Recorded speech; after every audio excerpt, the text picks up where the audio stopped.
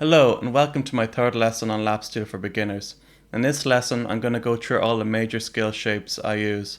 I'm going to be demonstrating them in the key of F, but once you've gotten used to playing them in F, you should try and practice it in different keys. With that being said, let's get into the lesson. So to begin with, let's look at how we'd form a major scale starting at the 6th string. So in C6 tuning, the home base for F is here at the 5th fret. So let's look at the first shape that I have tabbed out.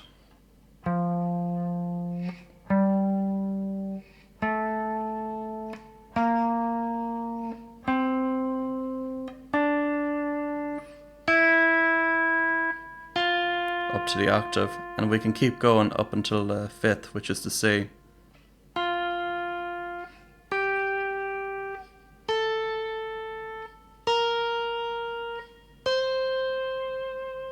The other scale position that I use in this area I refer to as behind the bar, because I'm kind of going backwards rather than going forwards and backwards.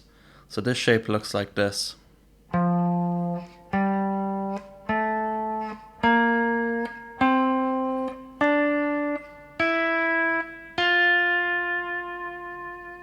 Lastly, we have one position left in this area which goes forward, which looks like this.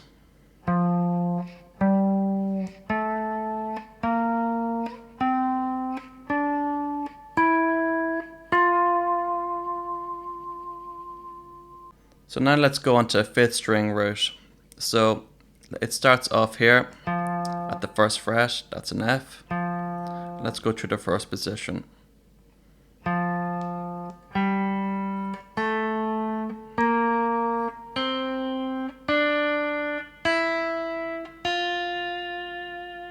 So there's only one more position here, starting at the 1st fret, which moves forward back to where we were originally. So there's two versions of it that I play. I'll go through the first one now.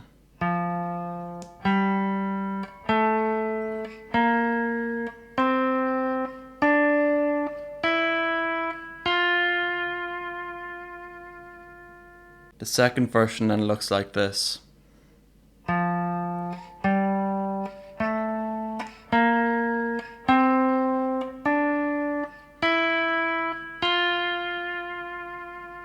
It's the same notes, but it's just on different strings.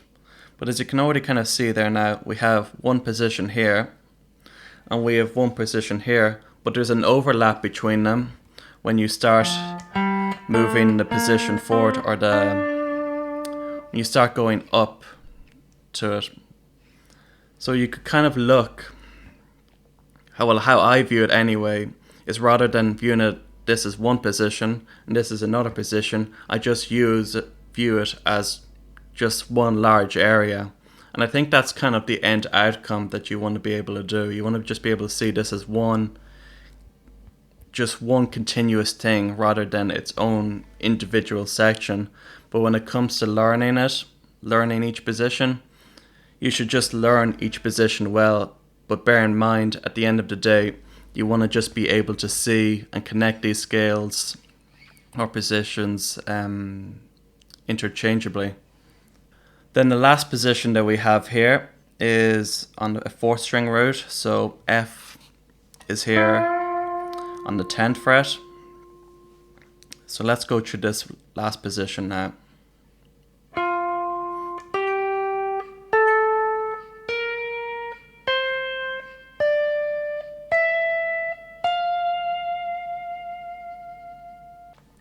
Lastly, I want to just go over what it would look like being able to connect all these positions together.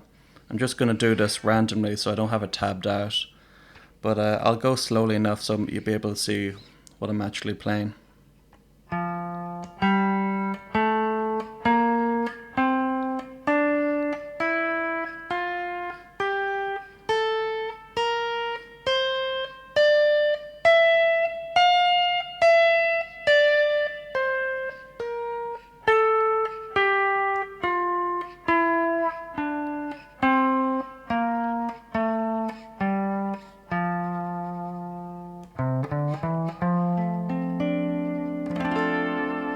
It would look something like that. There's lots of different ways to connect the positions together.